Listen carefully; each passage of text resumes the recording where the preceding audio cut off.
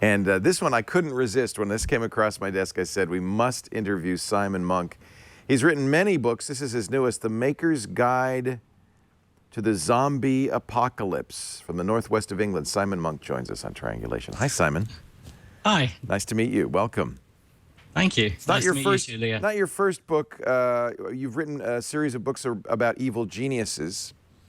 Yes, I've done a few for the for the Tab series that they have on. They have an Evil Genius series. The Evil Genius. 15 dangerously mad projects for the evil genius. Yeah, I wanted to call it Dangerous Projects for the Evil Genius, but they didn't go for that. They're just mad, not dangerous. Yeah. Unless you make them so.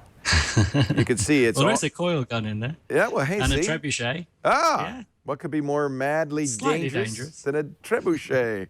Also, he's done cookbooks for Raspberry Pi, for Arduino, for Photon, for the Beagle Bone. I mean, you have been in the maker space for some time now. How did you get to be a maker?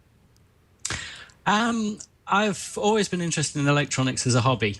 As a teenager, I used to go to the public library and get out practical wireless, and there were little circuits you could make up with strip board, and I used to just follow the designs and make something up. And if I was really lucky, I'd end up with a metal detector that would detect a car if it was half an inch under the ground, or not terribly sophisticated projects, but fun. I've always enjoyed it as a hobby, and had a career in software, and then ended up coming full circle. I started playing with Arduino, decided to write down what I was doing as I was learning about it, and then reorganized it a bit into a book format and pushed it out to a few publishers. And McGraw-Hill came back and said, can you repurpose it for their Evil Genius series, which is my first one, the 30 Arduino projects for the Evil Genius.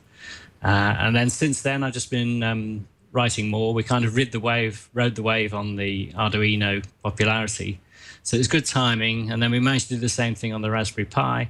So I sort of, now I'm working, past 3 years, I've been full-time just writing books, which is why there's so many of them, because if you haven't got anything else to do, you can rattle through them fairly quickly. It helps to live in the northwest of England, I might add. Well, if it's raining all the time, what else are you going to do? What else are you going to do? Soon to come from O'Reilly, the Raspberry Pi cookbook. Practical electronics for inventors, and a make action, which should be a lot of fun.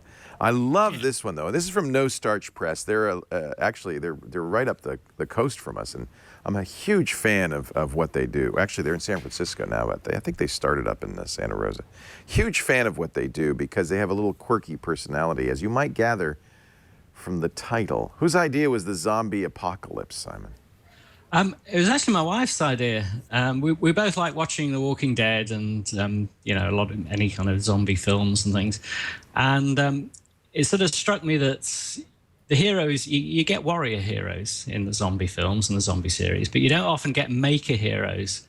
And I sort of, it's my contention that actually you'd want a few makers there. Absolutely. Perhaps not, after you've sort of dealt with the immediate threat, then you want to kind of make yourself comfortable, and you want somebody who's going to be able to generate some electricity for you, and somebody who's going to set up a few alarms and some surveillance and some communication projects so that you can deal with the threats and make your life a bit more easy.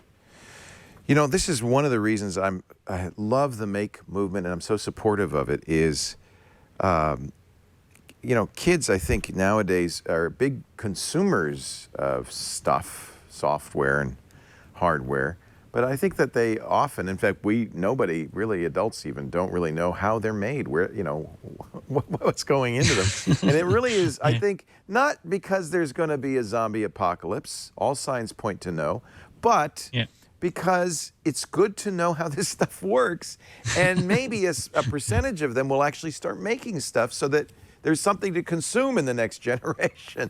So I really like that. And by the way, I love it that you do software as well as hardware. Because that's part of the fun of Arduino and Raspberry Pi, is not just downloading somebody else's code, but adding your own.